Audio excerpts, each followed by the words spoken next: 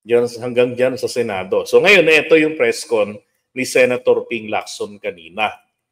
Yan. Gusto namin yung sa WJ, yung lumabas sa pagdinig na allegation ni Bryce Hernandez na di umano, yung WJ magdadala o magdi-deliver ng obligasyon. Pag sinabing obligasyon, ito na nga yung lagay, di ba? So pupurso namin yon, and as we speak, meron kaming video footage ng CCTV footage na dumalaw dito talaga yung WJ. Ang pangalan niya Tamina, no? Naku, yari. Pero bago tayo magpatuloy, please don't forget to hit the like button, ha? Saka yung di pa nakasubscribe, kung gusto nyo ng ganito mga usapan, please subscribe na po. Okay, so ngayon, may nahuli kampo na binisita ng kontraktor, yung WJ, at yung tao nilang si Mina, na senador. Naku ho. Alam nyo, palagay ko, hindi po isa yan eh. Baka dalawa pa yan. No? Pero sabi nga niya, baka mawalan pa kami ng quorum pag nagkataon. Biro niya lang yun. Pero pwedeng mangyari. Di ba? Papatawag namin yon. Kasi tatanungin namin, although may idea kami kung saan siya nagpunta rito, kaninong opisina ang dinalaw niya, pero ipapatawag namin para malaman natin kung kanino siya nagpunta, kaninong office at sino yung kinausap niya, para maliwanag whether or not staff ng Blue Ribbon yung pinuntahan o legislator yung pinuntahan, edi magpaliwanag yung kapwa senador kung siya ay napuntahan. Bakit nagpunta rito yung WJ? And kung idudugtong mo, lawyers call this circumstantial evidence, di ba? Na although kung standalone, wala ka makokonclude. Pero kung may alegasyon na merong mambabatas o merong staff ng Blue Ribbon, staff ng Senado, na sinasabing i-deliver yung obligasyon, pagkatapos napunta pa rito, August 19 yung petsa. Alam nyo, kung sino man, panawagan ko lang kung sino ka man na senador na binisita ni Mina ng WJ Construction, magtago ka ng hayop ka. Di ba? Huwag ka nang mag-press con. Mag-resign ka na. Ay nako. Kasi malamang na malamang yung WJ Construction na yan, kakanta yan. Alam nga naman na sila-sila lang. Dahil unang-una, ba't anong ginagawa mo doon? Ano yung dinideliver mo na obligasyon? Diba? So dito pa lang, kita na yung sinasabi ni Bryce Hernandez. May pruweba doon sa sinasabi ni Bryce Hernandez. Tungkol dyan sa WJ Construction at doon sa kung sino mang demonyong senador yan. Dalaw ng pagdalaw. This year, sir. And we found out also, this year, 2025, recently lang. And we also discovered, kasi pinatingnan ko agad, kasi binanggit ni Bryce Hernandez, exact amount, nagbagsak di umano, and I'm saying this is just an allegation, di umano ni Senator Estrada sa Bulacan, doon sa first district kung saan.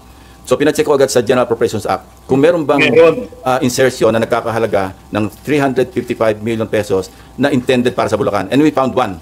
Meron talaga insertion na wala sa House version, pero lumabas ito do sa after BICAM. So maliwanag na either sa Senate version or sa BICAM yon na insert. Now, we would like to find out, kasi alam nyo naman yung kalakaran sa budget. Oops! May napanood po akong isang video niyan sa FB na binabanggit nila na ito yung sinasabi na proyekto. Merong proyekto na tumutugma dyan. Napuntahan yan. Na binabanggit daw ni Bryce Hernandez na ibinaba ni Jinggoy dyan sa Bulacan. Na malaki ang kickback. Napuntahan nila yon. Deliberation dito. Hindi mo pwedeng matukoy. Ito nga yung lagi kong pinaglalaban na identify natin kung sino yung proponents ng mga amendments. Kasi kung walang record yon, paano matutukoy kung sino yung legislator, congressman man o senador na nag-insert o nag-amend? Walang record eh. Ang record lang dito is a piece of paper, whether toilet paper or yellow pad or yung stationery, minsan doon lang sinusulat. Totoo yan. Totoo yan. Pag BICAM, o kaya ang senador kasi gagawin nila, punta sila mag-insertion. Para walang sabit, nakasulat lang kung anong amount, and then etong mga staff, technical staff ng House, Committee on Appropriation at saka ng Finance ng Senate, sila yung mag-aaral kung paano nila ito mahahanapan ng pondo.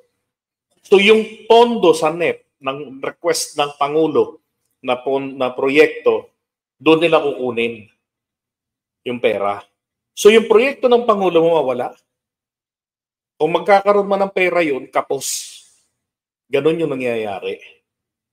Oh. Diba? Ang may hawak nito, yung chairperson ng Finance Committee or yung Appropriations Committee chairman. Now, kung merong confirm na merong 355 million pesos na talagang nai-allocate para sa Bulacan. And we went further, meron ng 5 projects identified na na-award na, no? Out of the 355 million. Now, my team or my teams are checking kung ano yung status ng mga at least 5 projects na yon na hindi pa namin alam yung amount. Madali makita yon kasi nasa website naman ng DPWH. At titingnan namin sa ground ano yung status kasi baka pareho noong sa SIMS at saka sa IM na isang litrato lang yung ginamit na hindi gumagalaw yung dalawang tao, no?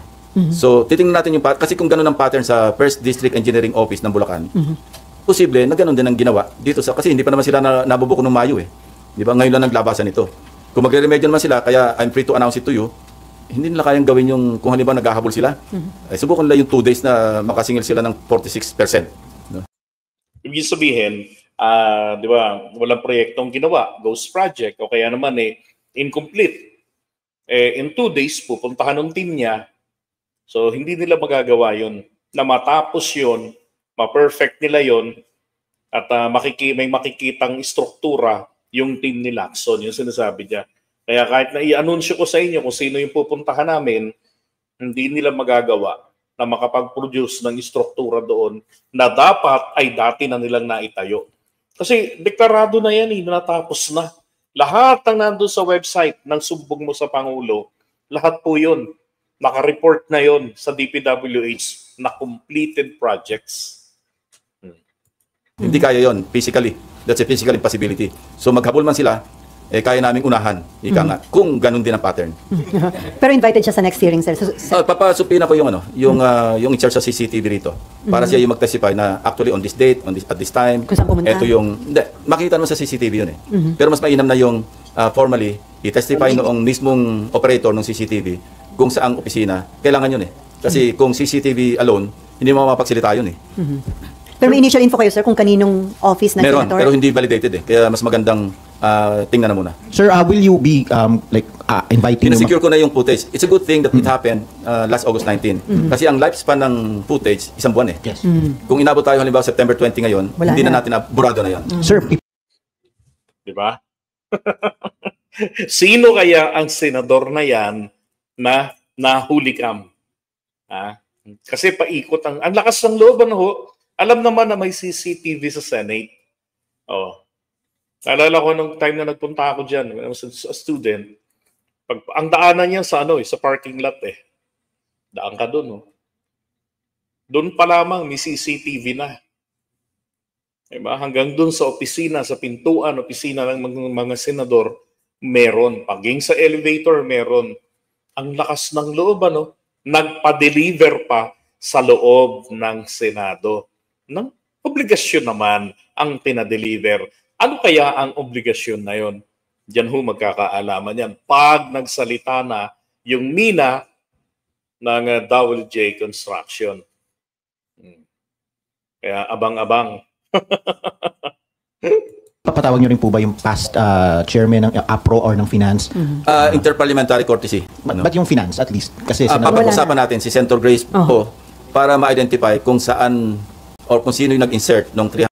Ito yung maganda rito, uugatin ni Lacson sino yung salarin. Di ba? Sino yung salarin dito na nag-insert ng 355 million na yan. Pero posible yung 355 million na yan nasa isang bahagi yan ng malaking insertion Pero magkakaalaman yan dyan. 155 billion na yun. Kasi establish na natin na either sa Senate version or sa bicameral, sa BICAM, lumabas bigla yung, kasi wala sa NEP, wala rin sa GAB o sa House GAB. So, ganon. Okay, in your privileged speeches po kasi you also referred to cases in past budgets that were covered by past leaderships by SP Soto in his first SP and kay SP Subiri. Papatawag niyo rin po ba yung finance chair? Tingnan muna natin kung ano yung mag-uugnay bago tayo magpatawag. Kasi papatawag tayo para tayo namamana sa buwan. Which hand ang tawag doon? RG, kailangan maghanap po na tayo. Oo nga naman, hindi naman pwedeng basta patawag ka na lang tapos saka doon, pinatawag mo, doon mo tatanungin. Di ba? Dapat pag magpatawag ka, para may sense, inimbestigahan nyo na. Alam nyo na yung connection. And that's what Lacson was saying. Ebidensya na maliwanag para may basihan tayo para magpatawag.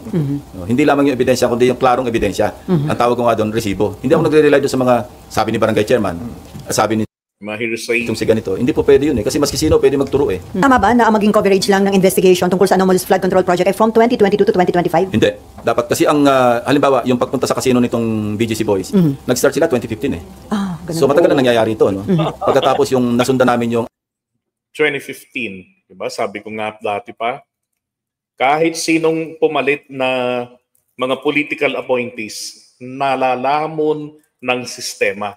Sapagkat yung mga career officials na naiiwan pagpalit ng presidente, yan ang mga authors. Sindikato na yung mga yan ng corruption sa DPWH. Kaya po ang aking rekomendasyon ay contractual employees dapat silang lahat. Diba? Wala namang masama kung contractual employees. At least madaling sipain. Wala nang dole-dole. Meron kang infraction, layas. Hindi mo na-meet yung performance target, layas. Diba? So, mananatili ka rito hanggat sa ikaw ay useful. Pag hindi na, hindi ito tambayan, layas. Ewan ko lang pag hindi tumino. Diba? Dapat ganyan ang ginagawa sa gobyerno natin. Unfair naman ang presidente 6 years. Cabinet secretaries, undersecretaries, and ASECs, sila, they serve only at the pleasure of their appointing authorities. Tapos etong mga damuhong ito, hanggang sa mag 60 years old, mananatili dyan. Kaya hindi po nawawala ang korupsyon. Pero kung gagawing contractual yan, wala nang renewal, lalo na rin sa mga naging director na, mga naging district engineers, yung mga ganyan. Di ba? Pagka may infraction, bad record ka na. Wala na. Ang dami namang civil engineer sa Pilipinas. Di ba? Na pwedeng i-hire. At lalabas ito siguro pagka halimbawang may legal na pamamaraan na yung Anti-Money Laundering Council ay maglabas ng resulta ng kanilang pag-freeze ng accounts. Kung hindi ko sigurado kung confidential ito, kung classified material yun o hindi. Okay, ito magandang tanong. Paano ba ang pag-release ng budget? Bakit di matrace ang circulation ng pondo? Kalokohan yung hindi matrace eh. Siyempre, i-release po ng DBM ang pondo base po doon sa General Appropriations Act, sa GAA. So, kung alin yung naka-specify doon, yun yung nire-release nila Enero pa lamang ng sumunod na taon. Kaya nga, usually, bago matapos ang January, halos ubos na, 80% ubos na yung pondo. Kasi dina-download na yan ng DBM sa iba't ibang ahensya ng gobyerno. Ngayon, alin doon yung mga naho-hold? Ito yung mga napunanan ng Pangulo na during review na ito insertion. Pero pinagbigyan niyang manatili, hindi niya vinito. Remember, like in Chis Escudero, sabi meron siyang insertion, allegedly 142 billion. Magkano lang yung na-veto noong 2025 sa DPWH? 22 billion only. Tapos nagangal-ngalan na, sabi ni Toby Chanco, nagangal-ngalan na yung mga kongresista na pumirma raw sa impeachment kasi may pinangako sa kanila na yung mga pondo na yung mga pangako, nakapending pa sa DBM, di pa nare-release. Minsan binabanggit din ng Pangulo yan na etong mga malabo, itong mga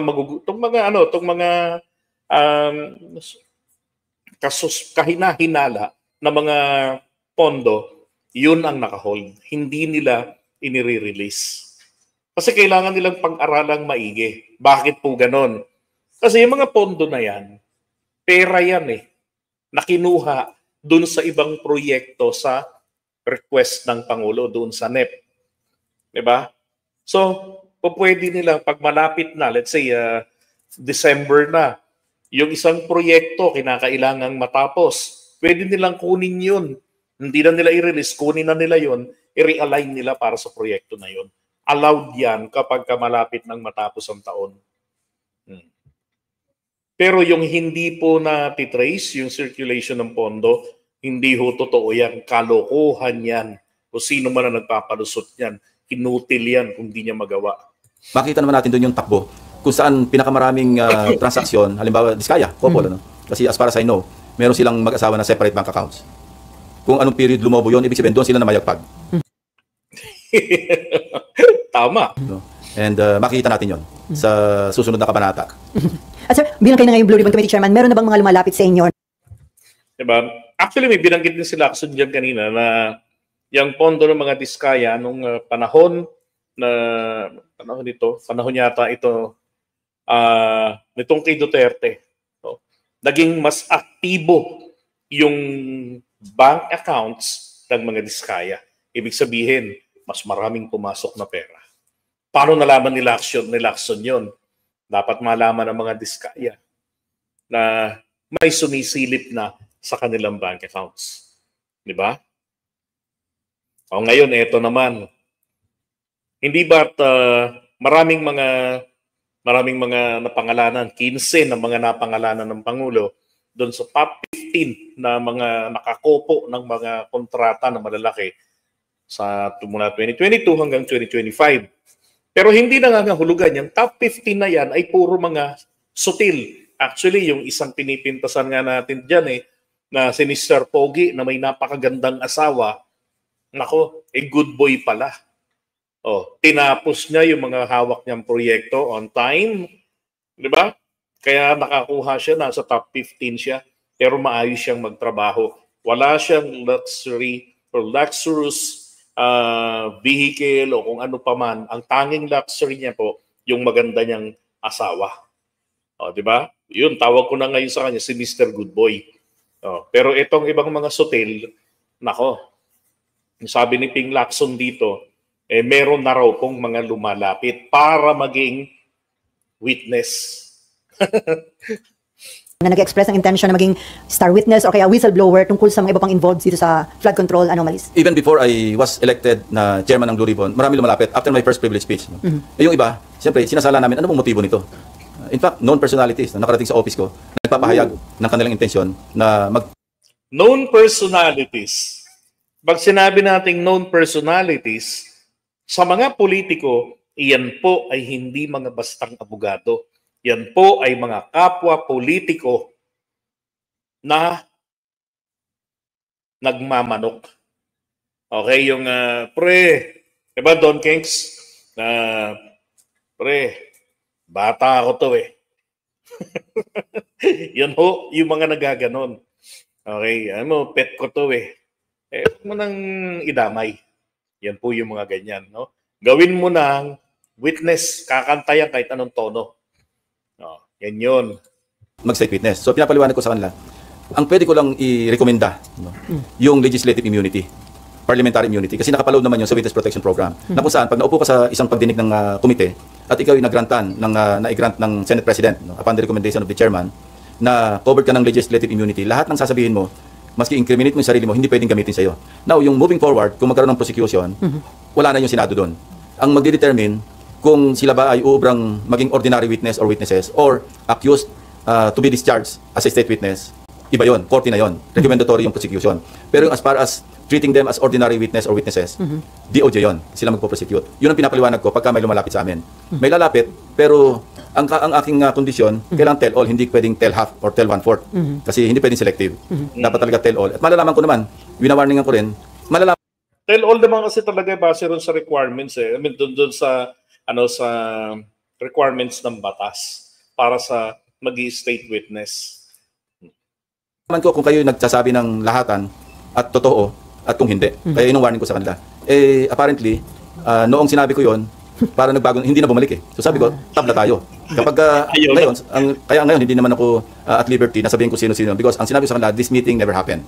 Unless nagkasundo tayo, na willing kang humarap sa pagdinig, na i-identify mo sarili mo, then this meeting happened.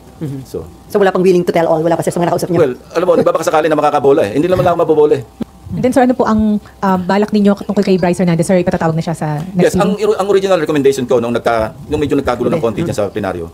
At ito'y pinarating ko rin kay Senator Marcoleta, kay Senator Cayetano, na-overtaken lang ako ng desisyon.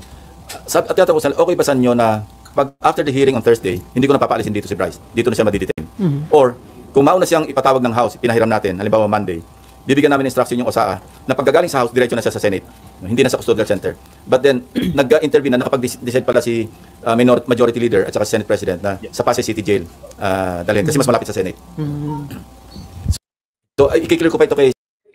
Okay. So ito naman yung plano niya, kay Bryce Hernandez. Pero alam mo, para sa akin, dapat talaga manatili si Bryce doon sa kung saan siya secured.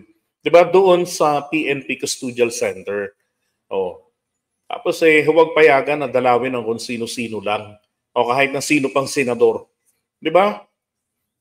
Ang purpose lang naman is custody. May magre-report naman sa kanila kung buhay pa ba yung hayop na yan o hindi. O nandiyan naman ang OSAA. Di ba? Senate President, hindi pa kami nagkausap na kung aprobado niya, after ng hearing ng Thursday, dito na lang manatili si Bryce Hernandez. Daniel, tama, pabor ka ba dun sa hindi pagpirma? Ito. Kung pabor ba siya sa hindi pagpirma ni Soto, ito naman ang reaction niya. Doon sa, para maging state witness, etong Diskaya Couple. Ni Senate President Soto doon sa recommendation is ilalim sa Witness Protection Program yung Diskaya Couple. Well, unang-una, nag-decline na si SOJ eh. Sinabi na niya na ang isang kondisyon niya, restitution. So, nag-usap din sila ni Senate President, kaya siguro yun ang naging basis ni Senate President Soto na hindi niya napirmahan yung recommendation. In the first place, hindi na-updated yun eh. Kasi nag-recommend doon yung dating Senate Blue Ribbon Chairman. Dapat yun i-update. Kung i-affirm ko yun, ako yung magbabalidate, ako yung magpipirma bilang new chairman. Hindi na. Outdated na yun eh.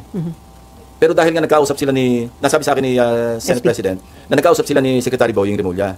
At yun nga, hindi raw papalusutin. So, anong use na i-endorse mo pa yun? Di ba? Pero sa tingin niyo qualified hindi yung mag-asawang Diskaya? Kasi nag-retract sila eh. Pagdating sa House, iba naman ang sinasabi. So, how can they qualify kung hindi definite yung kanilang testimonya? Pag nasa House, iba sinasabi. Pag nandito, iba. So, anyway, titingnan natin. Baka dumating yung punto na pag nandito sila, mag-tell all, i-evaluate natin. Hindi ko sinasabing definitely, pwede nating endorso sila sa Witness Protection Program. Pero kung parang opportunistic lang yung kanilang pakay para sila'y malibre sa kaso, at saka hindi namin call yun eh. Call yun at saka kung susundan natin yung proseso, unahin na muna natin yung magkaroon sila muna ng legislative immunity. Matetest natin yung kanilang credibility as a possible state witness. Kung depende sa kanilang testimonya. Kasi kung merong magpa-fact check sa inyo, magagaling kayo mag-fact check, at merong kulang at meron silang inumit doon sa kanilang testimonya, pwede hindi sila pumasa as a state witness. No? Kasi alam niyo, para sa akin, isipin na ng Diskaya Couple yung kanilang mga anak. Di ba may ADHD yung mga anak niya? So kinakailangan dyan habang buhay na nakadikit yan sa kanila, sa mga magulang. Kapag natulad sila kina Poles, naku po, diba? Baka mauwi sa pangangalakal yung mga anak niya. Walang yung kasong plunder na, nako, kumakaway na sa mga Diskaya, 3 hakbang na lang yung diferensya sa mga paa nila, hulog na sila sa butas. Naku po, ilang taon yan. Hanggang ngayon na, sina Poles, mukhang mamamatay na sa kulungan yun. Diba? May mga pending cases pa. Dapat isipin nila, diba? Yung kapakanan ng kanilang pamilya, kung ayaw nilang isipin yung kapakanan ng bayan. Kawawa yung mga anak niya. Ikanta niya ng lahat. isang dyan, of course, pwede silang pumasok. Possible, pero hindi tayo sigurado. Those are not the most guilty. Second, yung materiality ng kanilang testimonya na kayang i-corroborate ng independent evidence. Yun yung mga patakaran eh. So kung meron silang kinatago, papayagan ba natin para lang maligtas yung sarili nila? Ang laki rin ng kanilang dapat pananagutan, di ba? Okay, Maan. Hi, sir. Reporting. Sir, let me go to Bryce Hernandez muna. How credible is he, sir? I mean, from here until House, ang sinasabi lang niya, laging utos sa kanya, nayayaya lang siya ni Alcantara. From my vantage point, hindi siya credible. That's my opinion, based on what I know about him. Kung siya niyayaya lamang, paano siya nakapag-chips to cash to chips na bilyon? Mas malalaki pa yung pinatatalo ni Bryce Hernandez kumpara dito kay Alcantara. Di ba? Galing yun. Niyayaya lang siya, pantaya lang siya ni Alcantara. May sarili taya si Alcantara eh. 1.4 billion nga yung kanyang cash to chips eh. Imagine, for the past 3 years yun, hindi naman ito one time na nagpapalit ng 1.4 billion. Pero from 2023 hanggang 2025, ang record sa mga casinos, the different casinos, imagine 1.428 billion yung pinalit mong cash to chips. Saan galing yun? Si Bryce Hernandez naman, billion din yung kanyang chips to cash. Bukod pa yung cash to chips. Saan ang galing yun? Oh. So sir, dapat pa ba siyang ipatawag at paniwalaan? Papatawag. Definitely. Gusto ko maliwanagan yung sinasabi niya na delivery ng obligasyon. Anong ibig niya sabihin? Gusto ko i-pursue yun. Kasi nandun sa cellphone niya eh. Para maging part ng official record ng Blue Ribbon. Kasi doon, hindi naman namin record yun eh. Record ng Tricom ba yan o yung accounts ng house. Ano? So we want to formalize Ano yan, infracom. it. We want to make it official na yung kanyang testimony sa Blue Ribbon para magamit namin sa aming pagpursue ng legislation and para magamit ko rin do sa sayang naman yung pakipag-ugnayan ko kay Secretary Dizon kasi very close ang coordination namin, halos araw-araw nag-uusap kami. Yung nagpunta nga siya ng Mindoro, nung nagpaalam siya, sabi niya sa akin, bukas pupunta ko Mindoro. Agad-agad sabi ko, ipadala ko sa iyo yung kopya ng first privilege speech and the documents that we gathered. Kaya tukoy niya napuntahan yung Sitio Dike eh. Diba? So ito, money laundering naman. Oh.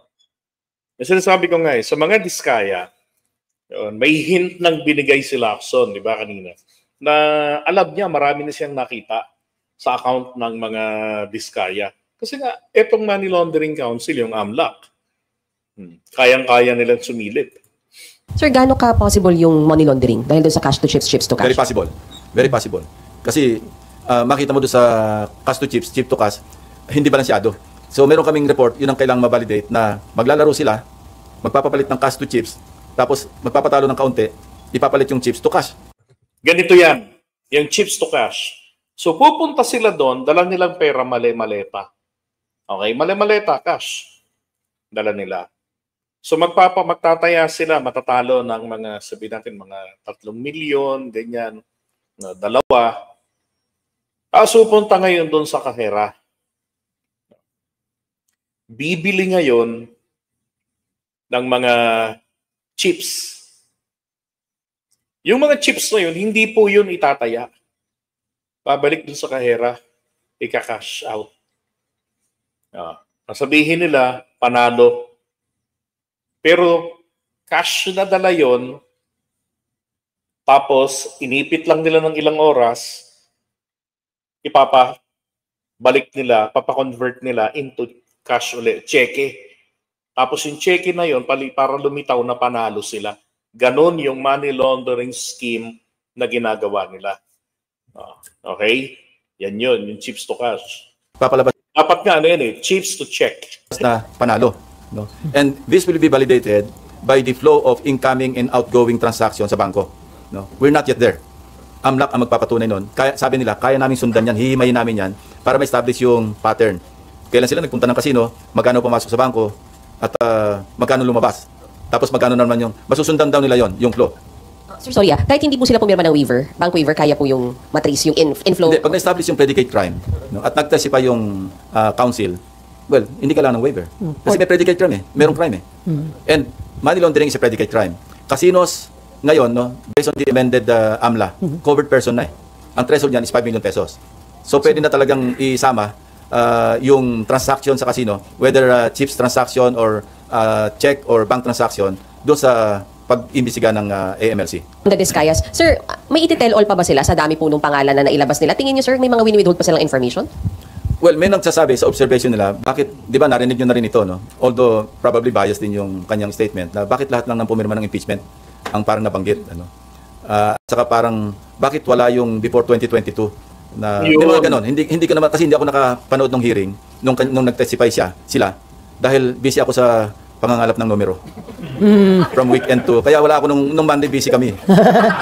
Kaya hindi ko na monitor yung pagdinig. Pero tingin niyo, sir, marami pa siyang sasabihin sa dami ng names na yun? Dapat marami siyang sabihin. Otherwise, wala siyang pag-asa na, kung gusto nilang, ang tumbok nila is pumasok as state witnesses, wala silang pagkapag-asa kung ganyan lang yung kanilang sasabihin. Okay, before dyan, sir, yung Ben Ramos ipapatawag nyo at talaga bang taga-broom yun? Well, ganito, no? In fairness, kasi she's undergoing medical treatment. Sa ngayon, pinalipat namin siya sa motor pool.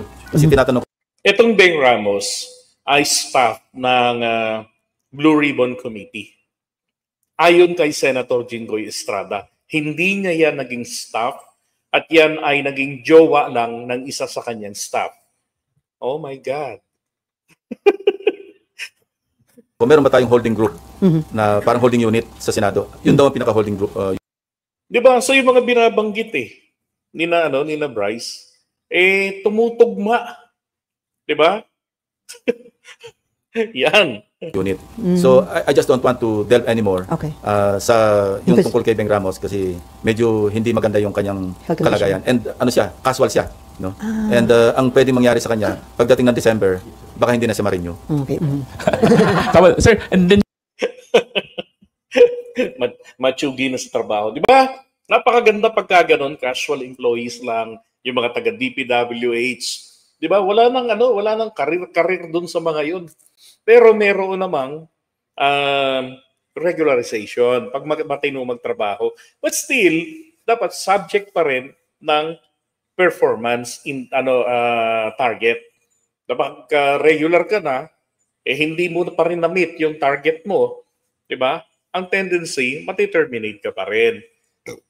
Kung yan ay nag-work yan sa mga BPO, sa mga call centers, bakit hindi yan mag-work sa gobyerno? Di ba? Nagiging efficient ang mga empleyado sa mga call centers dahil po diyan sa contractualization na may regularization pero lahat yan ay nakabase sa iyong performance sa trabaho. No. Di ba? Diyan na lang nga. Tamo, yung Beng Ramos na yan pala ay contractual employee o casual. No. Di ba? Ang dali lang. Masibak. yung pagkakasangkot po ng dalawang kasamahan ninyo dun sa issue ng flood control scandal, how will that affect the credibility of the Blue Ribbon hearings going forward? Credibility?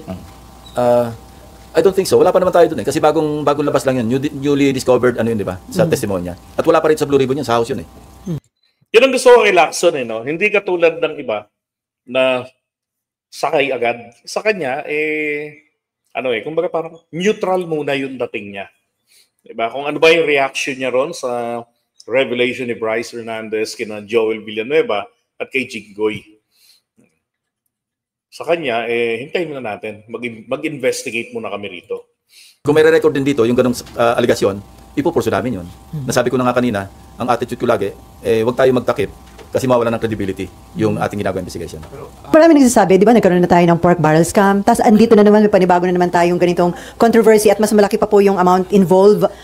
May mali po ba? Well, Bakit nothing nauulit? can mollify, nothing can appease our people, especially this time. No? Kasi parang cycle, vicious cycle eh. Alam nyo, ito yung nasabi ko nga kanina eh. Very timely itong ginawa ni PBBM.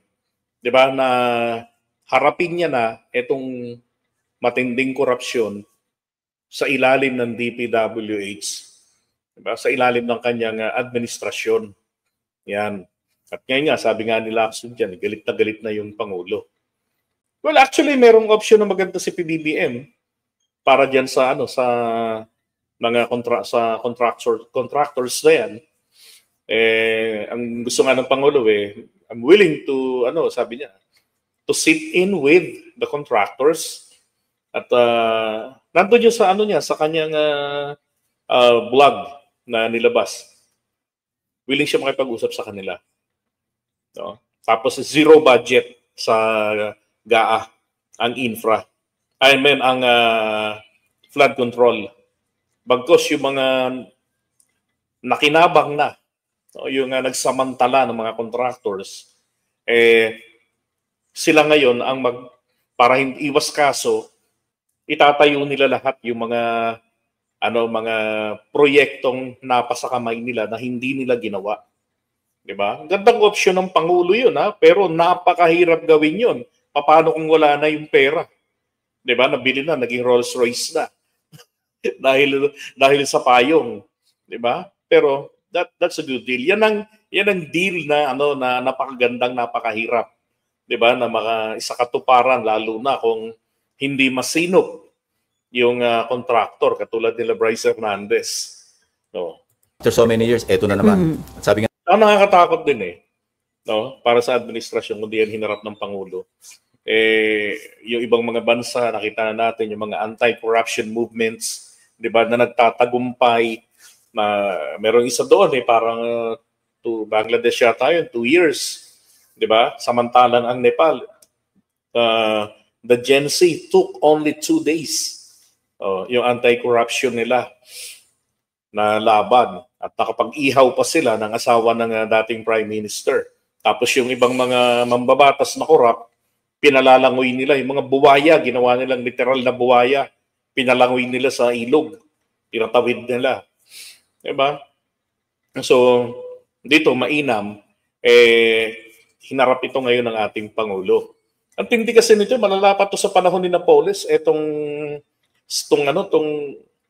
flood control scam na to eh. Secretary Dizon, this is even worse than the Napolis issue. Galit na yung ating mga kababayan. At na-inspire pa sila noong nangyayari sa ibang bansa. Huwag naman sana tayo umabot na mag-escalate sa ganung punto. Hindi maganda para sa bayan natin yun. So, yan din ang reason kung bakit gusto ko ngang madaliin na ng Pangulo na mailatag na yung kanyang independent commission. Sabi ko nga nung nagsalita ang Pangulo sa SONA tungkol dyan sa mahiya naman kayo, ano yan dala ng emotion niya yan, though he is not yet ready. Kaya lang, nadala na siya ng emotion niya, na halos umiyak siya dun sa galit. Pero wala pa pala siyang nabubuong komisyon. Ang problema, itong dalawang kapulungan, Senado at Kamara, and umepal para pagtakpan. Diba? Mag-set magkaroon ng mind conditioning set up sa mga tao, mga Pilipino, na tutukan lang yung mga contractors at ang mga politiko na naging dahilan sa pagsama ng mga contractors, makalibre.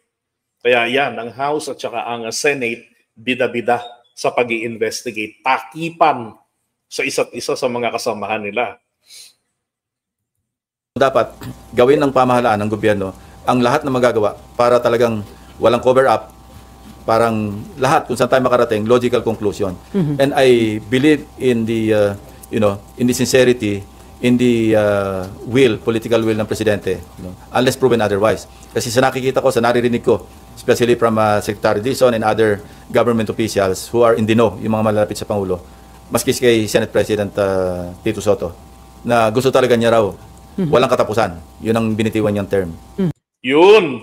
And ito yung gusto ko. Sabi ko nga yung ICI na tinayo ng Pangulo, di ba? Dapat hanggang matapos yung kanyang termino, yan na yung ipalit niya doon sa PACC ni Duterte na binuwag ni PBBM noong 2022 pag-upo niya. Oh. So yan, yung ICI niya, yung Independent Commission on Infrastructure Scam, ako na naglagay ng scam, manatili na yan. Diba? Hanggang pagbaba niya sa pwesto. Kung po pwede nga, saluhin ang susunod na admin. Galit na rin, maski sinong tamaan. Yan din ang kanyang attitude. And Yari. Yari. Alam niyo, may hint na ang ating Pangulo dyan na kahit nakaalyado niya, sabi niya, di ba, kahit nakapamilya niya, basta tamaan dyan sa investigation na yan, hindi kailangan papanagutin. Yun ang dararapat. I'm happy na sana hindi magbago yung ganong, masustain yung ganong determinasyon, yung ganong sinseridad. Otherwise, wala nang maniniwala sa pamahalaan. Yun ang nakakatakot. Sir, si Yusek Cabral, will you pursue Papatawag. yung naging... Ko-confront ko siya doon sa kanyang Viber message. Kasi maliwanag, even kay Secretary Dizon, kasi ang una kong pinagpadalahan, Loko-loko rin niya si Cabral Sabi niya, siya yung nag-absuelto kay Pulong. Diba? Siya yun yung si Cabral. Tapos, siya rin pala yung sala rin sa insertion. Yan yung binabanggit ni Lacson dito. yung screenshot na yon, Secretary Dizon bago ko ilabas kasi pinagpaalam ko pa kay Senate President yun pwede bang, with your permission, pwede ko bang gawing slide dito? Sabi niya, totoo naman So, yun. Although hindi directly sa kanya pinadala, sa kanya staff. Now, sabi ko nga, di ba, res ipsa loquitur, sabi ng mga lawyers, the thing speaks for itself. Ayan yung message, kayo na maghusga. Sabi ko nga, mukhang template, mukhang proforma yung body. Ibig sabihin, maraming pinadalhan ng message na yon. Maraming pinadalan. Parang yun na yun. Nag-iiba lang yung kung sino yung addressee ng pinadalan. So, ibig sabihin ni Lacson, pinadalhan posible doon, pinadalhan doon lahat ng mga mambabatas na nagsipanalo nitong nakaraang halalan. Right? Kung yun ay proforma. Ibig sabihin ready-made yung message na yon sa Viber na nagbumungkahe na meron kang, parang tipong, may naisip ka ba na infrastructure projects na gawin? sabihin mo na para ma-check namin maigi rito, magawa namin ng mapondohan at ma-insert, no, maisama sa NEP. Doon sa National Budget Request ng Pangulo. Diba? Kaya nga, di ba't merong natuklasang nirereklamo sa isang proyekto, tapos natuklasan, ito pala, hindi congressional funding. Hindi po galing sa politiko. Pagkus galing mismo sa proyekto ng Pangulo, yung NEP. Tapos ang insertion na huli ng House, di ba? Kaya sinasabi ko, nagpabaya yung dating DPWH Secretary. Dapat sana, nahuhuli nila yun eh. Isipin nyo, madali pa lang makita sa Kongreso. Ang daming items, pare-pareho, identical yung mga presyo. Binanggit na yan ni PBBM pagkatapos ng SONA niya na halos pare-pareho, 150 million. Di ba? Tapos ang lakas ng loob. Sina Cabral pala yung gumagawa niya. Naka-receive din ng sulat yan sa DBM na maging compliant ka sa guidelines. Pero lagi niyang binabago pati sa 2025 GAA. Di ba? Dapat yan, pina-firing squad yan. Mga pag-uusap nyo ni Secretary Dizon, ano pong, parang anong wala, ang comment na lang, loko to Kasi tinanggi sa kanya, sinabi niya nga na harap-harapan. Sabi nila ni Dizon, wag ka sa akin kasi nagpapaliwanag sa kanya. Wag ka sa akin magpaliwanag. Doon ka sa Senado magpaliwanag. Dininay sa kanya, to his face. Magkaharap sila Tapos ang pinadala ko sa kanya, isa lang ang comment niya. Loko to, sabi niya. Ewan ko kung nung susunod na aksyon doon sa loko to. Wala kang suspension. Ewan ko, ang dami niya nasikaso. Kaya hindi rin natin masisi yung mama na baka may nakakaligtaan. Pero maalala niya sigurado. And sir, di ba to parang... Remember, pinag-sign niya ng lahat ng courtesy resignation. Ang sabi niya, 100% from undersecretary down. Ang kanyang handicap, hanggang ngayon, wala pang appointment yung mga bitbit niya doon. No?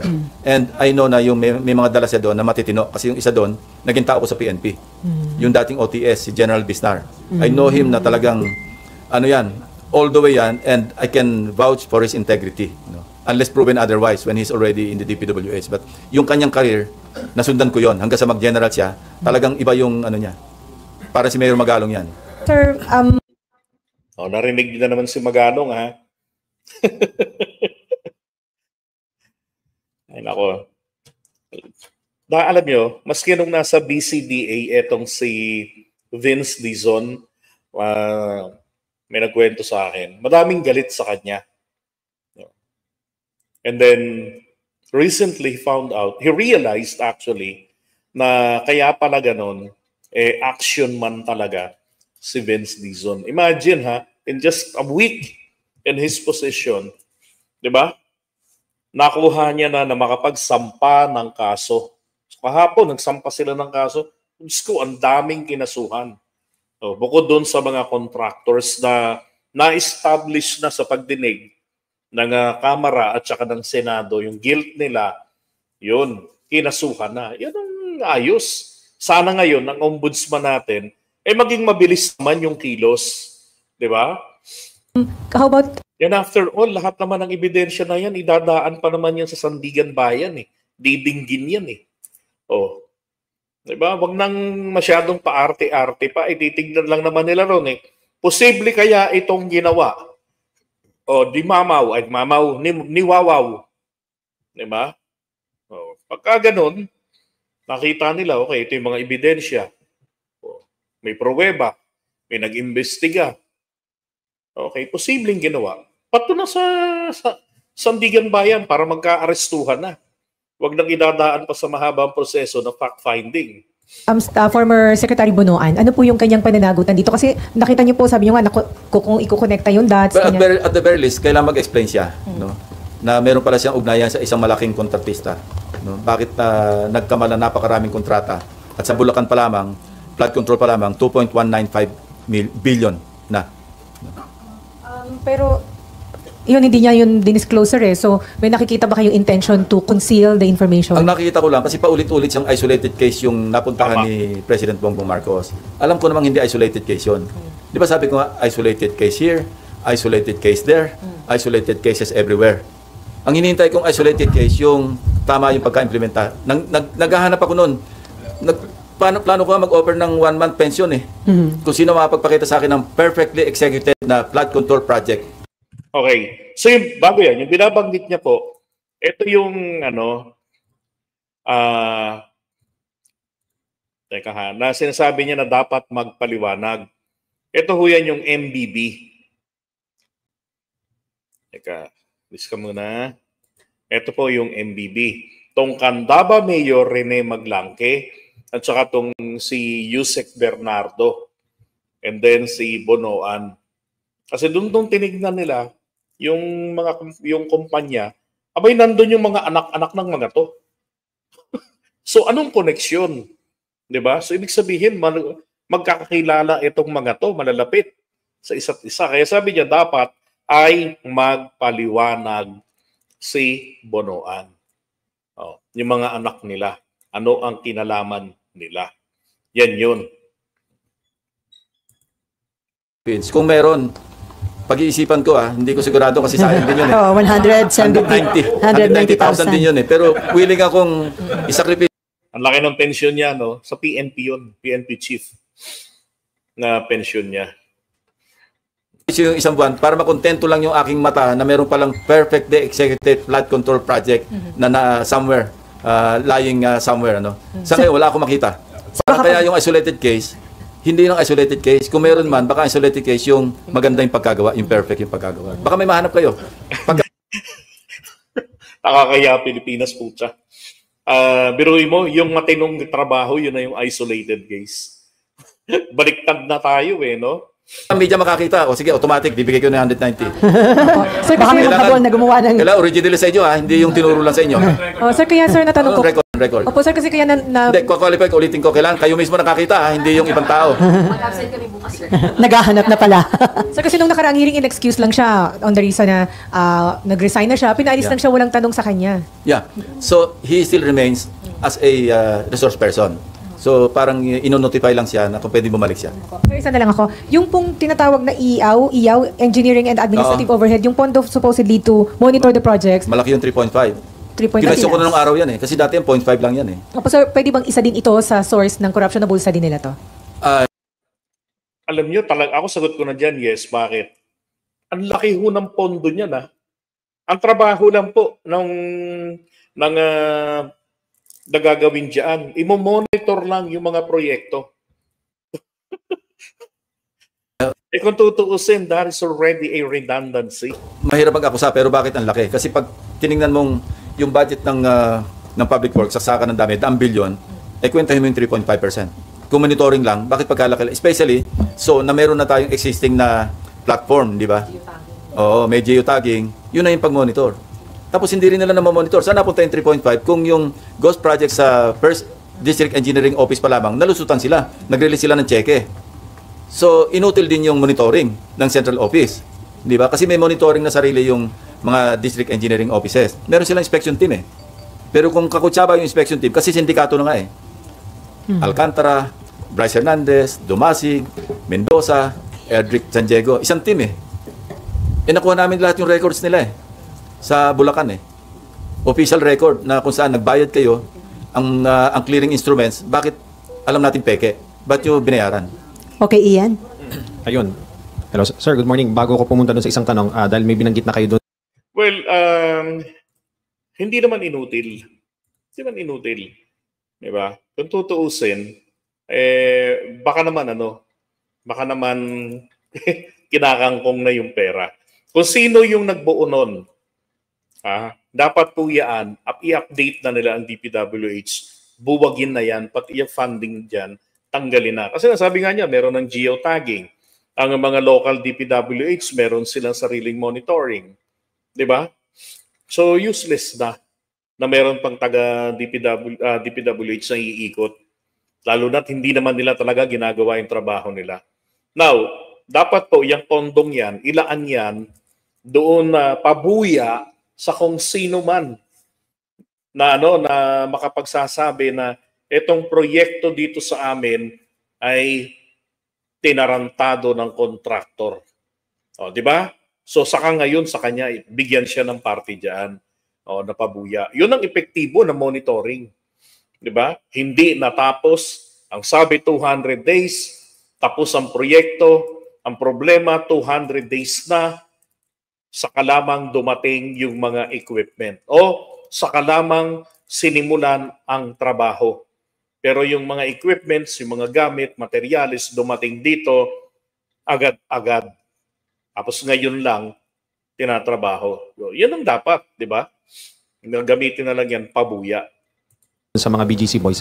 Sir, marami kasi nagsasabi na hindi lang silang 5 ang nakinabang doon sa Bulacan First. Ang sinasabi nga mula sa taas hanggang sa pinakamababang empleyado. Ano pong nalaman nyo tungkol doon sa iba pang mga nakinabang and kasama rin po ba sila sa sinabi nyo kay Sec Vince na kasuhan na po? Yes, pero alam nyo, di ba ang pattern, hindi lumalampas sa 150,000. Kasi pag nagbagsak yung funder, yung proponent, nagbagsak siya halimbawa kung ilang bilyon, may usapan na yun eh. Para hindi na lumampas sa threshold ng kayang i-implement ng District Engineering Office, hindi lumalampas ang 150 million kasi ang threshold nila 150. Pag lumampas sa 150 hanggang 450, region eh. Kaya, So bihira kayo makakakita ng more than 150, di ba? 77 million, 140 something million, 98 million. Walang lumalampas kasi kontrolado nila pag-implement, pag-monitor, pagbayad. So ngayon, ito yung day reckoning. Kala nila, lusot sila all the way. Ang malas nila, mukhang may nakialam sa taas na. Nagbagyo ng 3 sunod-sunod, mukhang nagalit na si God eh. Bakit nagkasunod-sunod si Crising, si Dante, si Emong? Tapos may habagat pa. Di ba? Yan yung nakaraan bago magsona ang Pangulo natin. Kaya ang Pangulo natin, no choice, kundi talagang kailangan hinarap niya na sila. Para may divine intervention, para mabulgar lahat. Otherwise, tuloy-tuloy sila sa casino. Totoo yan. There is a divine intervention. Imagine na lang, noong 2024, nagsona ang Pangulo. Umuulan. Pagkatapos ng sona ng Pangulo, baha. Kung saan ipinagmalaki niya yung 5,500 flood control projects. Dinipensa niya. Diba? Sumunod na taon, bago siya magsona, bumagyot, bumaha na naman. Tapos nung araw ng sona niya, ambon lang. Habang nagsasalita siya noon ito pa ang kapansin-pansin. So alas 4 ng hapon yung kanyang pagsasalita. Aba, nandun kami sa Commonwealth Avenue.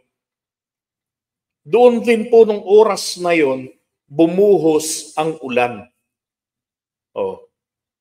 Sabi ko talagang grabe May divine intervention ito. Kaya nung narinig ko doon sa monitoring ng PTV kasi walang signal pati cellphone wala Kaya wala kaming live doon. Nung marinig ko yun na sinabi ng Pangulo, shit, ito na yung divine intervention. Wala na siyang choice talaga. Kung hindi, diba, harapin na ito bago mahuli ang lahat. Kasi talaga namang, napansin nyo ang ganda ng ginagawa ng Pangulo. Maraming mga kababayan natin positibo dun sa mga surveys pagdating sa kanyang na ginagawang pag-promote ng ating bansa, di ba? Pagkakalap ng mga investors, yung kanyang nagawa nilang makontrol, mapabagal itong inflation rate, di ba? Maraming mga magagandang bagay na nagawa. Pero ang problema, pagdating dun sa tiwala kay PBBM, lagapak.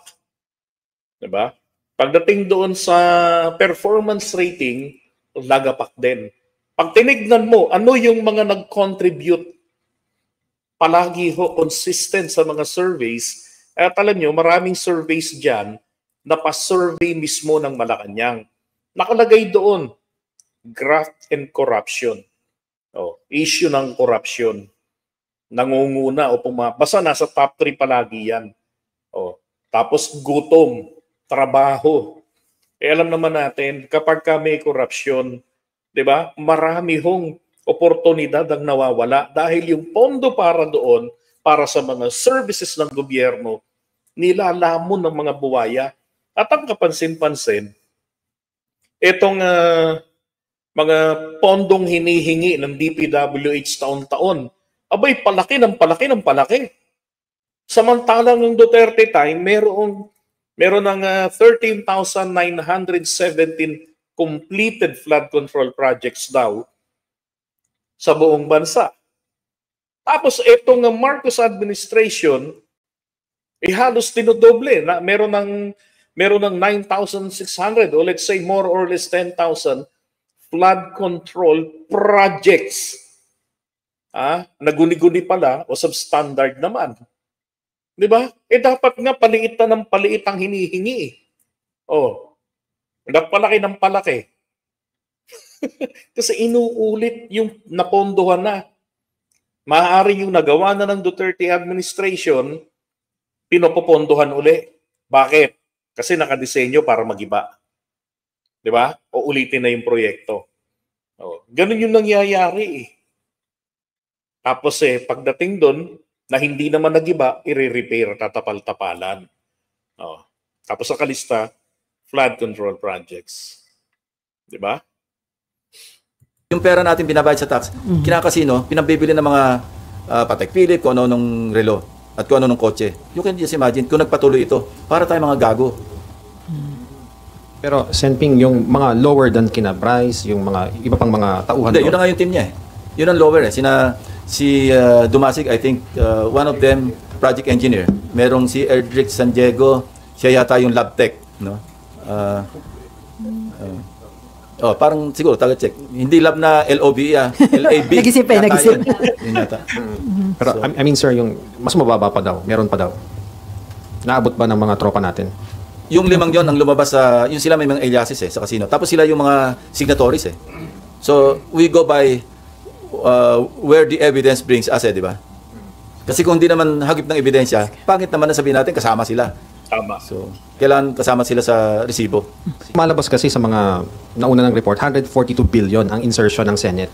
So, do you think, Baikan pa lang yun. Oo, pero do you think hindi lang 2 senador ang pinag-uusapan natin dito? And paano kung mas maraming senador pa nga ang lumabas? I don't know, mawala kami ng quorum. Di ba? Alam mo yung 142 billion na yan, sa ano yun? Sa Bicam yun, ang tanong, hindi natin alam kung sino-sino yung mga nandoon sa insertion na yan. Kanino, gaano ang halaga? Di ba? Imposible naman pong yung 142 billion na yan ay kay Cheese Escudero lang. Di ba? Meron ka na nga nakita roon na 3 billion para kay in behalf of Bongo. Ba, ayos. Pero mo, may kita mo rin sa GAA. Di ba nakalagay? 3 billion in behalf of Senator Bongo. Ang lakas ng loob ng mga to, grabe. Kaya kailangan dapat malaman talaga yan. Hindi sir, pero seriously talagang... No, seriously. Baka mawala ng quorum. Kasi kung kasuhan sila halimbawa Sandigan Bayan, at posibleng marami talaga yan. under o kaya malversation o masama sila doon sa non-bailable na kaso, Makukulong. hindi ko So, ulitin ko, ito linawin ko lang. Bakit posible silang makulong? Ang Senado kasi, meron yang partial immunity that covers their speeches during privilege speech at saka yung committee hearings. Okay? Pero, yan gumagana lamang yan kapag in session ang Senado. Maging ang Kongreso, ang House, ganun din. Pero kapag ang penalty sa kanilang akusasyon ay 6 na taon na pagkakabilanggo pataas, nako, anytime po yung mga yan, pwede hong makulong. Okay? Iyon ang sinasabi ni Lacson dito. sabing aabot sa walang quorum. Pero kung, ang sabi ko nga, pag nag-imbestiga tayo, dapat naka-blindfold tayo, hindi pwede yung, di ba, nakapit yung isang mata para hindi mo makita yung kaliwang side sa kabilang aisle. Dapat hindi ganun. No? I think our colleagues understand that, no? Where I'm coming from. Kasi ba't pa tayo magsasagawa ng investigation kung mamimili lang tayo? Tama. Parang hindi naman fair do sa pinili natin, di ba? Pas kasi para bang 15 yung pinangalanan ni Presidente na contractors. Kaya lang parang bakit masyado daw nafo-focus masyado sa mga diskaya. Now that you are the Blue Ribbon Chair, masitiyak ba natin na yung bang lahat sila, yung Yes. pangalanan doon ay mabubusisi ng uso? Maski nga yung wala doon sa 15, di ba? Nandun sa 15 yung Darcy. Darcy. Maski wala sa 15, WJ, papatawag natin.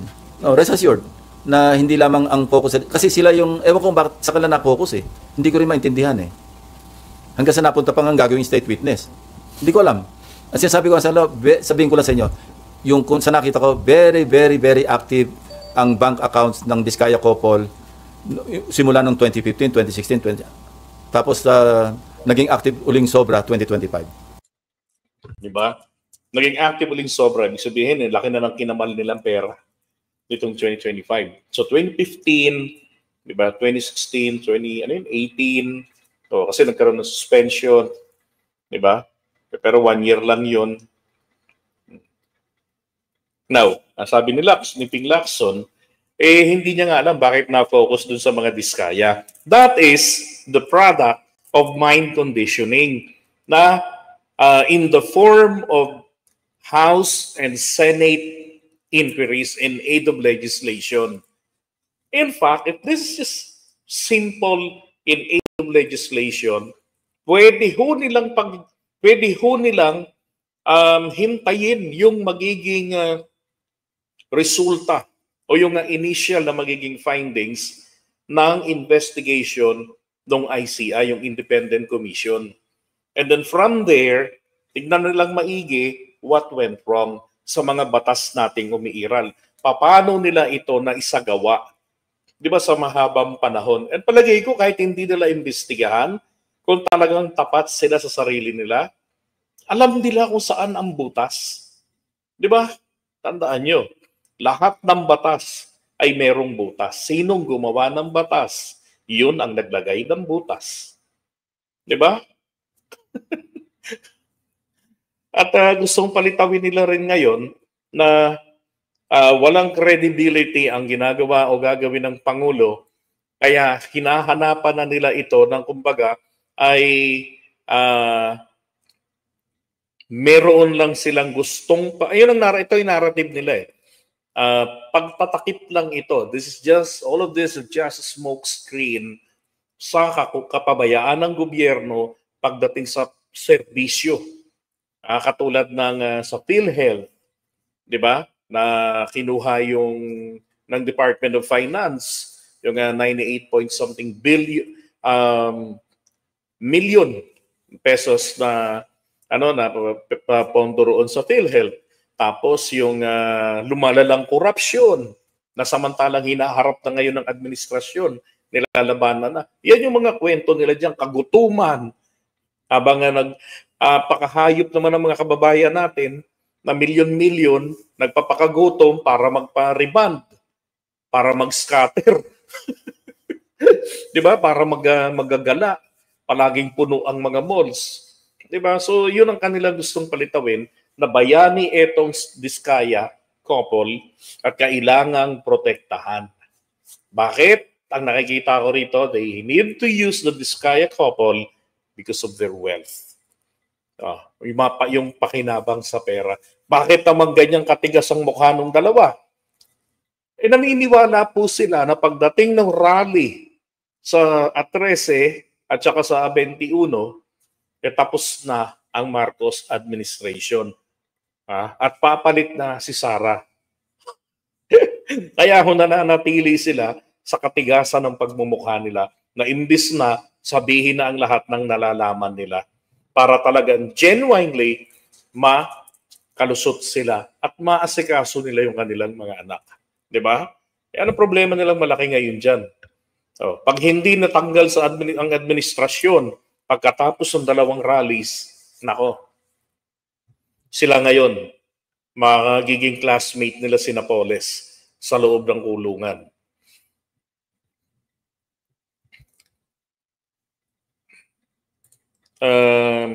Dapat amyenda na yung mga batas na yan kasi hindi na nauukol sa panahon, napakabagal ang pag-usad. Yun ang nararapat, di ba? Ang mga batas natin, dapat ito po ay tawag dito, akma sa pangangailangan ng panahon. Yan. Okay, and Maribel Villanueva, maraming salamat po sa pamasko. Yeah, that's right. Ikanta na nila ang mga nalalaman nila kaysa suluhin nila yung parusa. At least marami siyang classmates, di ba? Kaya lang yung mga classmates niya nasa loob. Siya, classmate niya sa School of Corruption, nakalaya sila.